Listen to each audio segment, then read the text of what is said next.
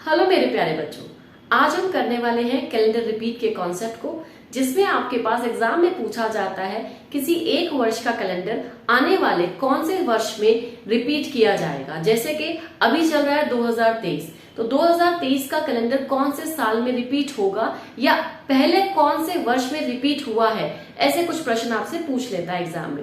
तो चलिए जानते हैं फटाफट से कि इस टाइप के प्रश्न को कैसे हम सॉल्व कर सकते हैं। तो सबसे पहले आपके पास अगर आप देखें तो आपके पास लीप ईयर और साधारण वर्ष दो तरह के वर्ष होते हैं। तो जब भी आपके पास कोई कैलेंडर जो लीप वर्ष का है तो वो कितने सालों के बाद रिपीट होगा, तो आपको ध्यान रखना है एक लीप वर्ष का कैलेंडर 28 साल के बाद जो है रिपीट होता है। तो आपको करना क्या है, जब भी एक लीप वर्ष के कैलेंडर के बारे में पूछा जाए तो उसमें 28 जोड़ देने हैं।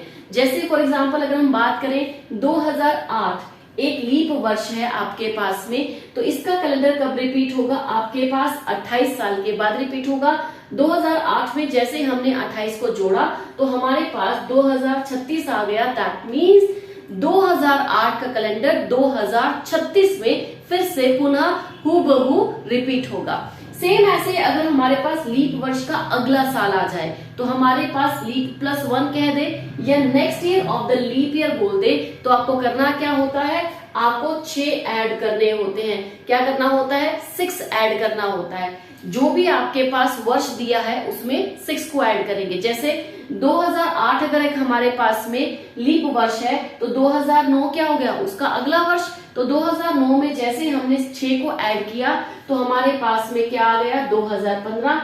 2006 का कैलेंडर 2015 में पुनः रिपीट होगा। नेक्स्ट आता है 2010 का कैलेंडर, जो कि हमारे पास लीप ईयर के 2 या 3 साल के बाद का कैलेंडर पूछ ले तो हमारे पास लीप ईयर 2008 माना हमने, तो 2008 का लीप ईयर को हमने लिया था, तो उसके अकॉर्डिंग 2010 उसके 2 साल बाद वाला कैलेंडर कब रिपीट होगा, तो आपने क्या कर देना है, 11 कर देना है। फिर से समझें कॉन्सेप्ट को, अगर हमारे पास में लीप वर्ष की बात करता है तो हमने क्या करना है, 28 जोड़ देना है उस वर्ष में। अगर लीप वर्ष का नेक्स्ट ईयर है, दैट मीन्स लीप +1 है, अगला साल है, तो हमने +6 कर देना है। अगर हमारे पास लीप वर्ष के 2 या 3 साल बाद वाला कैलेंडर है तो हमने प्लस का 11 कर देना है।